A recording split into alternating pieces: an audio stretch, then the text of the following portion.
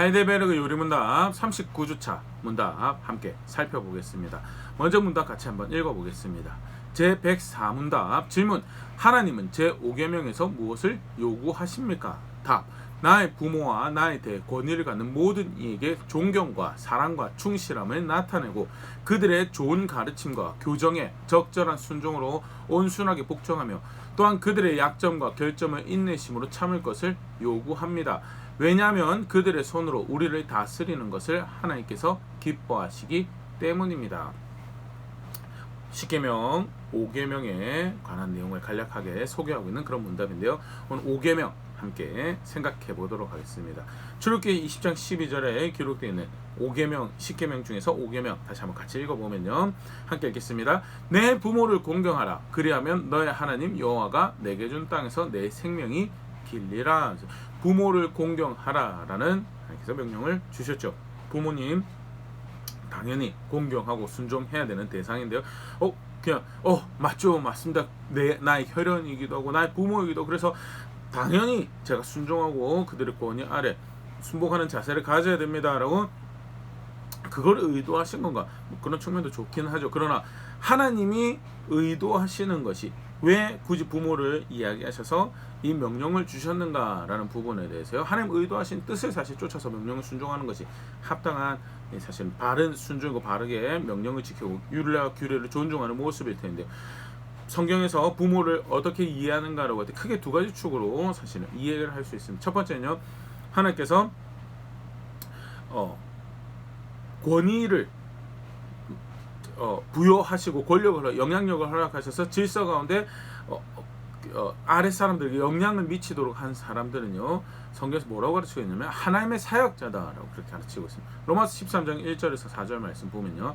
각 사람은 위에 있는 권세들에게 복종하라. 권세는 하나님으로부터 나지 않음이 없나니 모든 권세는 다 하나님께서 정하신 바라. 권력을 가지고 있는 사람, 권위 위에 있는 사람, 질서에서 위에 있는 사람들은 그들의 학벌로 또 배경으로 인맥으로 혈통으로 그 자리를 얻어낸 것처럼 그렇게 하나님께서 주실 수 있죠. 그러나 궁극적으로 그가 그 자리에 있는 것은 하나님께서 허락하신 일이고 하나님께서 두신 자리, 모든 권세는 하나님께서 정하신 바다. 2절 그러므로 권세를 거스르는 자는 하나님의 명을 거스르미니 거스르는 자들은 심판을 자취하리라 하면서 하나님께서 허락하신 권위이기 때문에 하나님께서 허락하신 질서이기 때문에 그것을 존중하는 것은 신앙을 가지고 있다. 구원하신 하나님을 안다라고 할 때 마땅히 살아가야 될 모습인 것이다. 오히려 그것을 거스르는 것은 하나님을 대적하고 거역하는 것이다. 3절 다스리는 자들은 선한 일에 대하여 두려움이 되지 않고 악한 일에 대하여 되나니 내가 권세를 두려워하지 아니하려느냐 선을 행하라. 그리하면 그에게 칭찬을 받으리라. 권위자들이 권력을 가진 사람, 영향을 가진 하나님께서 그들의 권세를 허락하신 것은 그들로 하여금 권위 아래에 있는 사람들이 악을 두려워하고 선을 행하도록 하기 위해서 두신 것이다 라고 설명하면서요. 4절에 그들을 그렇게 표현합니다. 그는 하나님의 사역자가 되어 내게 선을 베푸는 자니라. 그러나 내가 악을 행하거든 두려워하라. 그가 공연히 칼을 가지지 아니하였으니 곧 하나님의 사역자가 되어 악을 행하는 자에게 진노하심을 따라 보응하는 자니라 하면서 하나님께서 질서를 허락하시고 권위 위에 있는 사람들을 세우시고 그의 권세와 영향력을 부여하신 것은 질서 아래 있는 사람들을 보호하고 그들로 악에 대해서 충분한 경각심을 가지고 선에 대해서 위로받고 격려받을 수 도전받을 수 있도록 그렇게 하기 위해서 세우신 하나님의 사역자다라고 하는 것이 성경에서 가르치는 바고 부모님은 어떤 존재인가? 자녀들 위에 질서에서 자녀들 위에 권위를 가지고 권세와 영향력을 가져서 자녀에게 필요한 영향력을 행사한다. 하나님이 그들에게 행하시는 사역의 축복의 통로가 되게 하시기 위해서 세워둔 자들이다라는 거예요. 그럼 어떻게 자녀들에 대해서 부모가 하나님의 사역자가 되는가라고 할 때 두 가지 우리 생각할 수 있죠. 첫 번째는 존재에 대해서 부모를 세우시고 그 질서를 통해서 하나님께서 자녀를 주시죠. 교회에다 주시지도 않습니다. 학교에다 주시지도 않고요. 부모에게 부모를 통해서 그 질서 아래서 하나님께서 자녀를 두신 아담을 창조하셨던 장면에서 우리가 분명히 볼 수 있지만 하나님 충분히 창조하실 수 있는 분, 재창조를 하실 수 있는 분이십니다. 그러나 그렇게 하지 않으시고 부모를 통해서 자녀가 존재하고 생존해 갈 수 있도록 생명을 주는 존재, 사실 생명을 만들 수 없는 존재, 피조물인데 하나님의 질서를 통해서 생명을 만들어내는 존재고요. 하나님이 모든 만들어진 세상 부모가 되고 만들어진 하나님 백성의 아버지가 되고 부모가 되는 그런 어떤 질서를 투영해내는 대표적인 존재가 누구냐? 그게 부모고요. 그렇게 하나님 사역자가 된다는 창세기 5장 1절 3절. 이것은 아담의 계보를 적은 책이니라. 하나님이 사람을 창조하실 때 하나님의 모양대로 지으시되 남자와 여자를 창조하셨고 그들이 창조되던 날에 하나님이 그들에게 복 주시고 그들의 이름을 사람이라 일컬으셨더라. 아담은 130세 자기 모양 곧 자기 형상과 같은 아들을 낳아 이름을 셋이라 하였고 하나님께서 사람을 창조하시던 모양 1절에 보면 사람을 창조해서 하나님 모양대로 지으셨더라. 그런데 3절에 아담이 자기 형상 자기 모양 같은 아들을 낳아서 이름을 셋이라고 했다는 놀라운 일이죠. 하나님께서 피조물을 만드시고 거기 생명을 보여주시고 그 만물의 아버지가 되셨던 것처럼 부모가 그 질서를 통해서 자녀를 얻고요. 그렇게 하나님의 동력자가 사역자가 되고 하나님의 그 관계를 자녀에게 드러내는 그런 존재로 하나님 사역자로 그 일을 감당하죠. 그래서 하나님 앞에서 남자와 여자가 만나서 결혼을 하고 부부가 되고 자녀를 가지고 가정을 이루는 것은요 굉장히 신앙을 가지고 있다고 하나님을 안다고 때 우리가 굉장히 살아가야 돼 기본적인 질서를 존중하는 모습입니다. 다시 그런 부분도 함께 살펴볼 수 있고요. 두 번째, 부모가 또 어떻게 하나님의 사역자인가, 하나님의 사역자인가, 하나님 동력자인가라고 할 때 자녀를 언약 백성으로 길러내는 일에서 하나님 그 구원의 하나님을 알고 생명의 주인을 아는 백성으로 자라나고 성장하고 그렇게 견고해지고 성숙해지는 그 일에서 동력자로 세움받았다는 신명기 6장 6절 7절 오늘 내가 너에게 명하신 이 말씀을 너는 마음에 새기고 신앙을 가지는 모든 자들은요 자기가 그 하나님 말씀을 자기 마음에 새겨야 되지. 적극적으로 새기고 기억해내고 그걸 살아갈 수 있도록 수고하고 노력한 자리에 있어야 되는데요. 근데 거기서 끝나는 것이 아니고 신앙이요. 7절 너의 자녀에게 부지런히 가르치며 집에 앉았을 때든지 길을 갈 때든지 누워있을 때든지 일어날 때든지 말씀을 강론할 것이며 자기 마음에 새길 뿐만 아니라 자녀에게 부지런히 가르치는 자리에 자녀의 생각을 자녀의 마음을 경적하고 거기에 새겨내는 그래서 앉아있을 때도 길을 갈 때도 누웠을 때도 일어날 때도 말씀을 가르치라라고 명령하고 있는 게 그 신앙의 모습이고요. 반대로 자녀가 그렇게 하나님을 아는 자리에 하나님을 경외하고 하나님 앞에 순종할 수 있는 자녀가 되고 언약 백성으로 약속하신 그 땅에 약속하신 그 나라에 살아갈 수 있도록 하는데 중요한 동력자로 삼은 존재가 누구냐?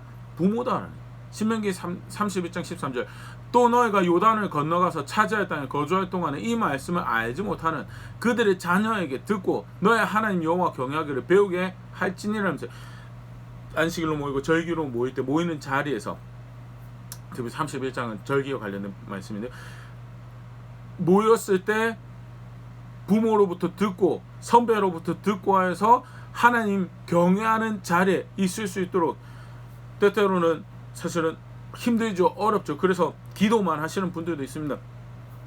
이미 관계가 다 망가졌기 때문에 기도밖에 할 수 없어서 하는 경우는 모르겠지만요. 기도만 할 것이 아니고 직접적으로 그들의 마음을 경작하고 관계 가운데 하나님을 경외하는 것들을 실제로 그 마음의 생각에 삶에 심어주는 그들의 그것이 습관이 될 수 있도록 길러내는 것이 하나님께서 은혜를 베푸셔서 하는 일이죠. 그런데 그 축복의 통로가 누구냐라는 거예요. 사역자가 되어서 자녀에 대해서 축복의 통로 그 일을 감당하는 존재가 누구냐? 그게 부모다. 잠언 22장 6절 마땅히 행할 길을 아이에게 가르치라. 그러면 늙어도 그것을 떠나지 아니할. 마땅히 행할 것을 자녀에게 가르치는 것이 신앙이죠. 그거 하지 않으면요 실패한 겁니다.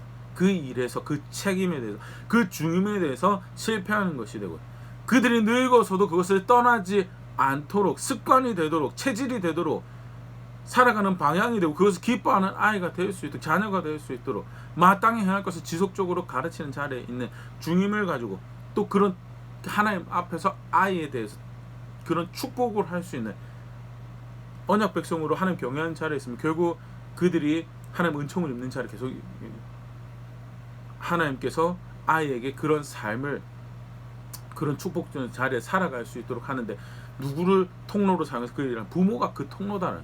에베소 6장 4절 또 아비들아 너희 자녀를 노엽게 하지 말고 오직 주의 교훈과 훈계로 양육하라.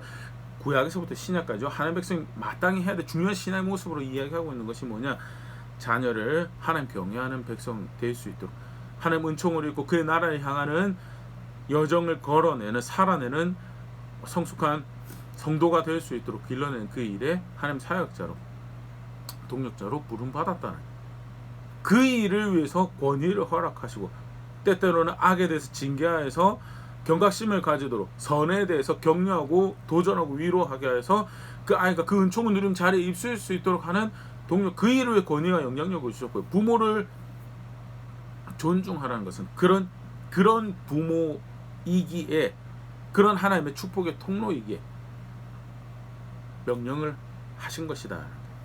결국 다르게 이야기하면 부모를 공경하라는 것은요, 하나님의 은혜의 수단과 그 하나님의 은혜의 질서를 존중하라라는 그런 명령이죠. 그래서 하이드베르그 요리문답을 가지고 5계명을 소개할 때도 그렇게 부모와 권위에 대해서 바른 자세를 가져야 되는 것을 명령하고 있는 계명이다.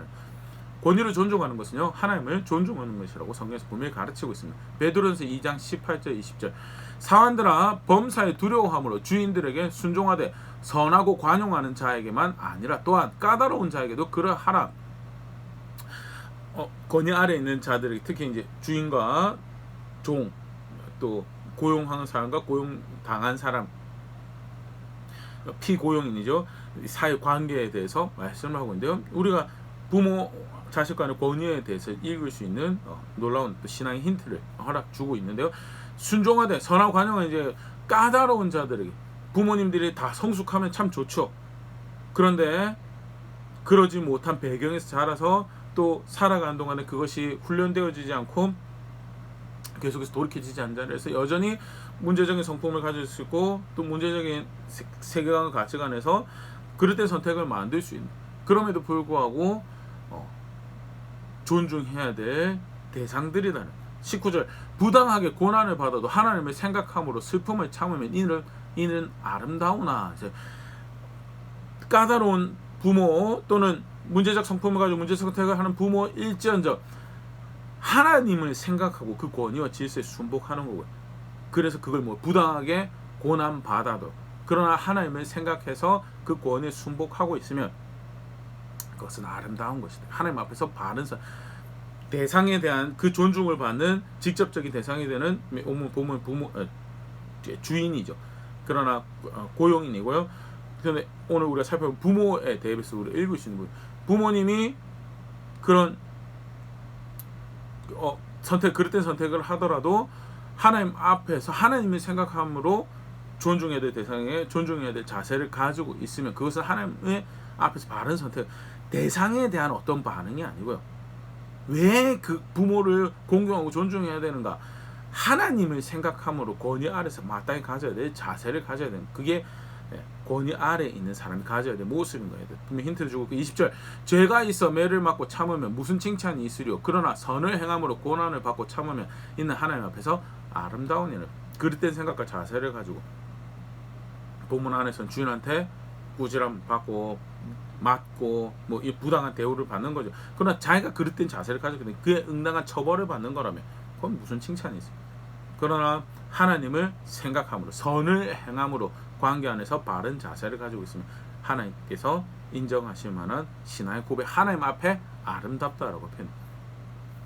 권위를 존중, 아까 로마서 말씀도 봤지만요, 권위를 존중하는 것은요, 하나님을 존중하는, 심지어는 그가 비록 그릇된 결정을, 그릇된 선택을 만들고 성품적으로 부족한 부분들이 있더라도 권위를 존중하는 것은 하나님을 존중하는 것이다.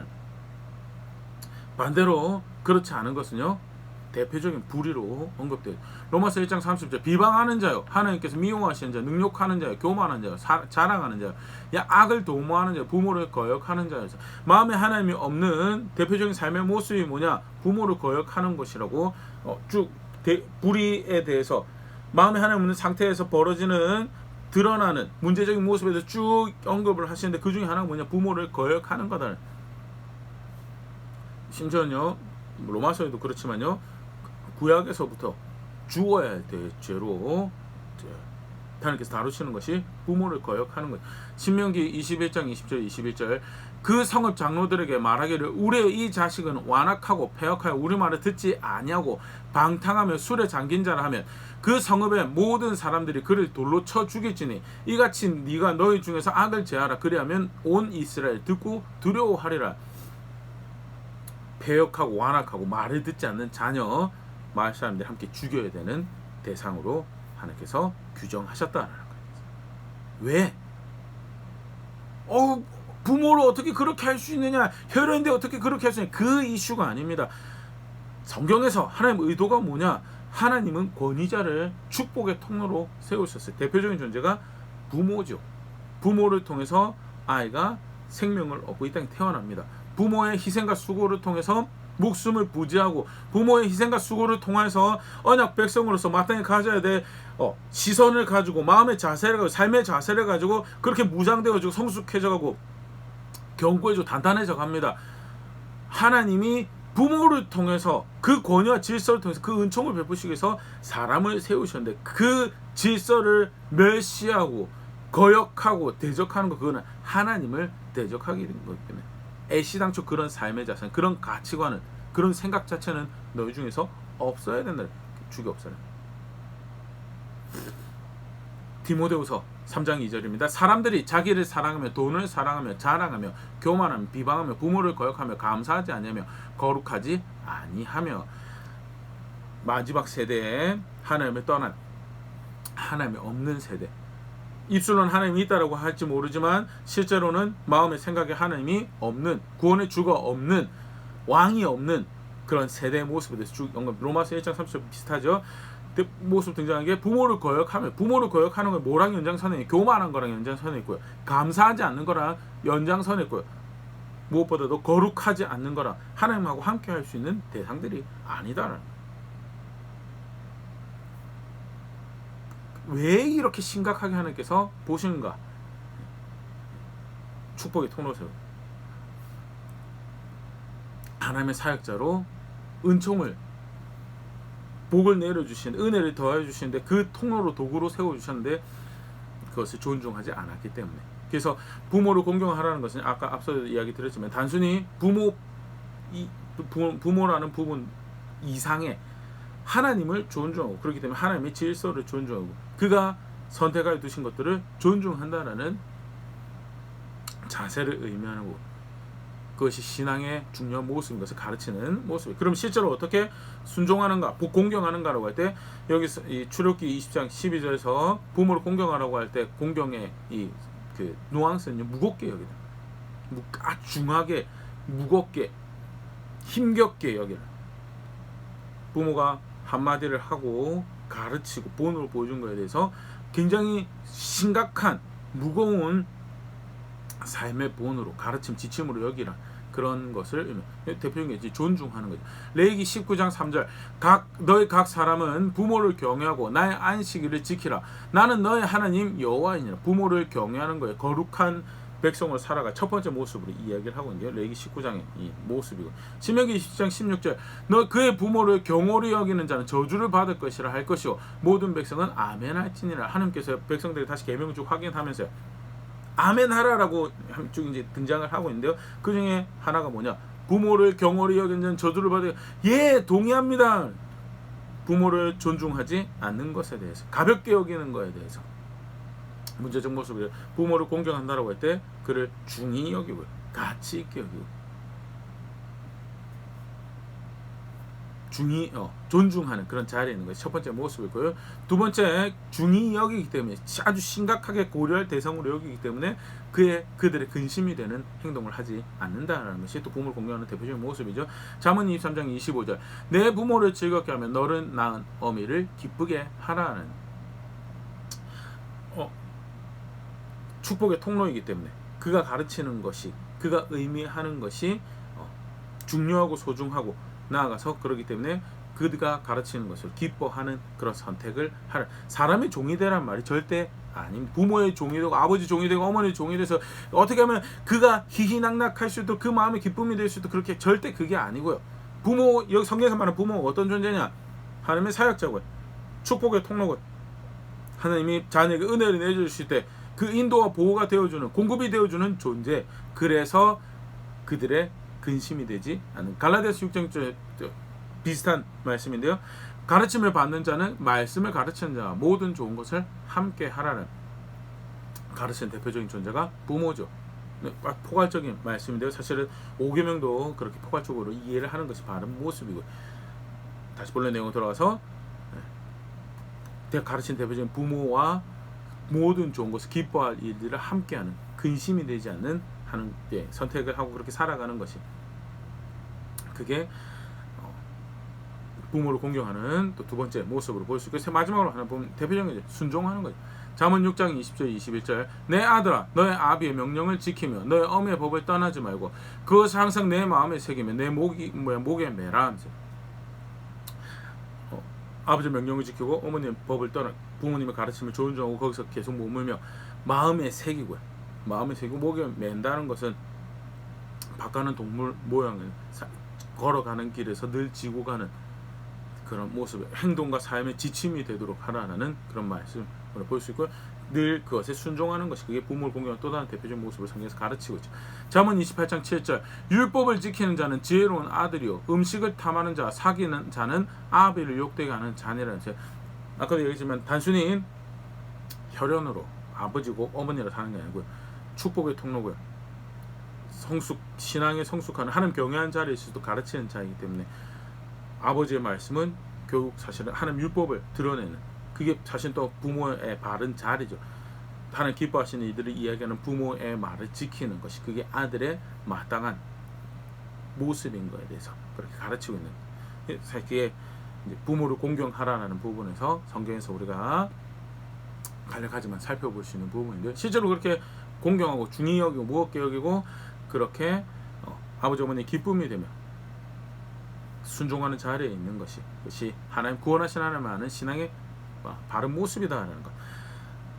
더불어서 한 가지 더, 이 명령이, 부모를 공경하라는 명령이 의미하는 부차적인 간접적인 부분들도 하나 더 생각을 해보면요, 자녀로 권위 아래 있는 자들은 그렇게 살아가야 되겠죠. 근데 권위 위에 있는 자, 부모는 이 명령 앞에서 그래 내 말을 좀 귀담아 듣지, 내가 말한 거 좀 잘 하지라고 그런 자세를 가져야 되는 것이 아니고요.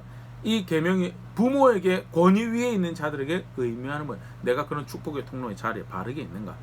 하나님은 내 권위에, 내 권세, 내 영향력을 주어서 의도하시고 목적하신 뜻하신 것들이 있는데, 난 실제로 그것에 맞게 사용하고 있는지, 실제로 그것에 맞게 사용하고 있지 않으면요, 내가 하나님의 질서에서 벗어나 있는 거고, 그때 존중하라고 이야기하는 거예요. 명령이 이러니까 너는 내 말을 따라야 돼라고 이야기하는 거, 그건 사실은 하나님 앞에서 범죄하도록 만드는 거예요.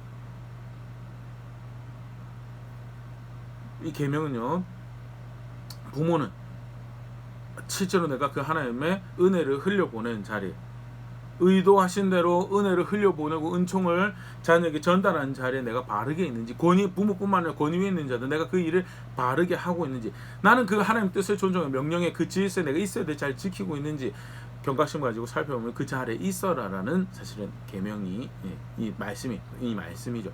부모는요, 책임이 있습니다. 굉장히 큰 책임이 있습니다. 민수기 30장 4절에서 5절 말씀 보면 가다 보면요, 그 아버지가 그의 서원이나 그가 결심한 서약을 듣고도 그에게 아무 말이 없으면 그의 모든 서원을 행할 것이요 그가 결심한 서약을 지킬 것이니라. 그러나 그의 아버지가 그것을 듣는 날에 허락하지 아니하면 그의 서원과 결심한 서약을 이루지 못할 것이니 그의 아버지가 허락하지 아니하였은지 여호와께서 사실이라.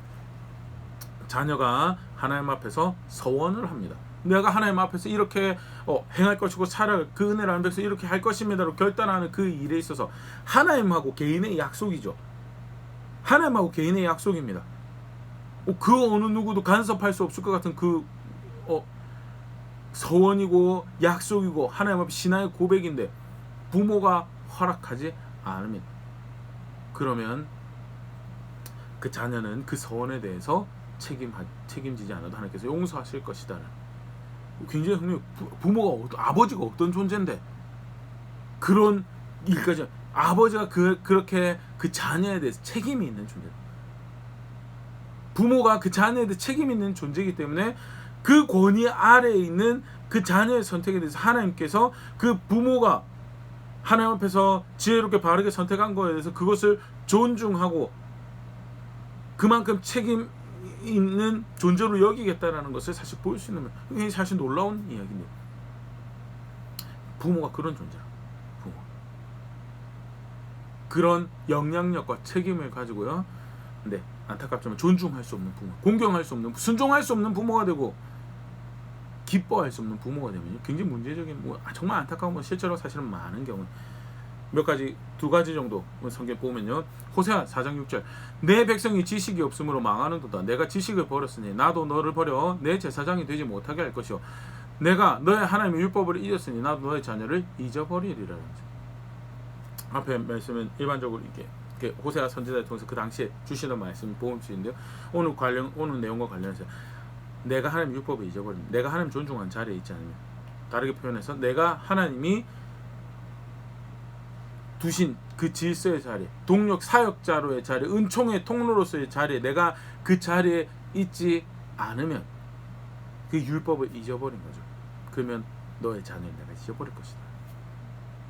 부모의 죄를 자녀에게 묻겠다라는 그 말씀보다는 부모가 하나님 율법을 따라 살지 않아요. 그러면 부모가 대표적인 거 가르쳐야 돼요. 하나님 말씀 가르치고 하나님 경외할 수 있도록, 존중할 수 있도록, 그렇게 하나님 말씀을 순종할 수 있도록 지식적인 정보만 줄 뿐만 아니라 마음을 경작하고 삶을 경작해서 해야 될 것을 마땅히 해야 될 것을 하도록 가르쳐야 되는 그것을 잊어버리고 안 해요. 그러면 그 자녀가 그걸 할 수 있을까요?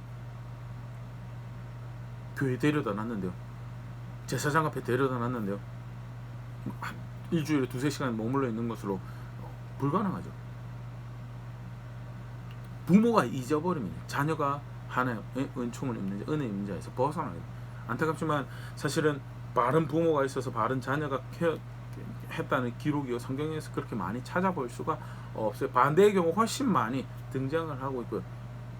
부모가 존중받을 수 있는 부모가 되나요? 절대 존중받을 수 없어요.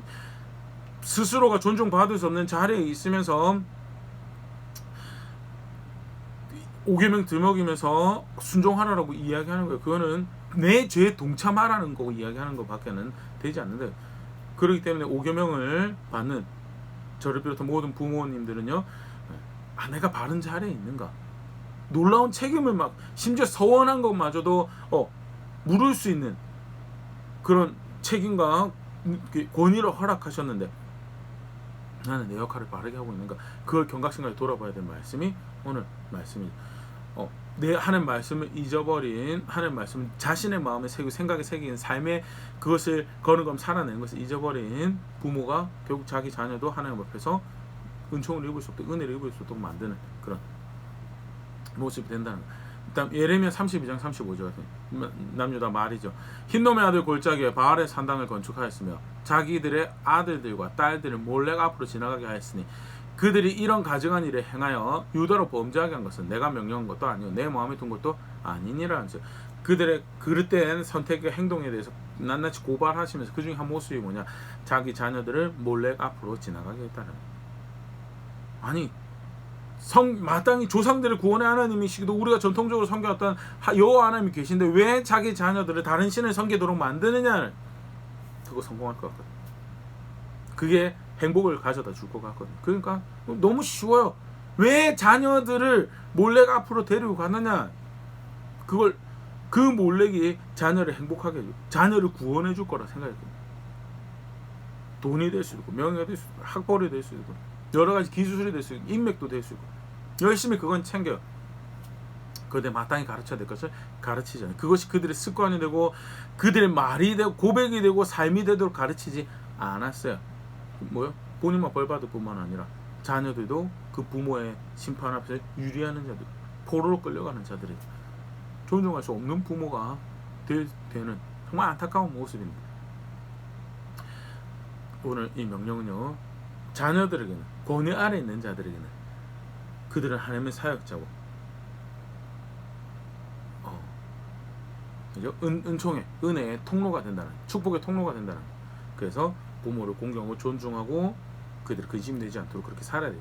반대로 부모에게는 내가 진짜 그 하나님 사역자로 살아가고 있는지, 내가 그 축복의 통로로 나를 통해서 하나님의 행하시고 하자는 어떠한 것들이 전달되어지고 있는지에 대해서 경각심을 가지고 살아요. 그게 신앙이다라는 것을 확인하는 말씀이다.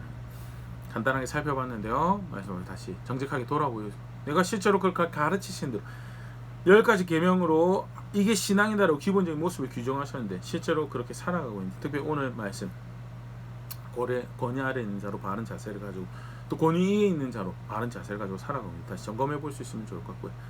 살아내야 될 모습이 분명히 규정되어지고 가르쳐지고 있다는 사실 앞에서 겸손히 순종하고 배워가는 자리에서 내가 구원의 줄을 압니다. 소망을 두어야 될 하나님을 압니다라는 걸음들 만들어 그렇게 성장해가 성숙해져가는 우리가 될 수 있으면 좋을 것 같습니다.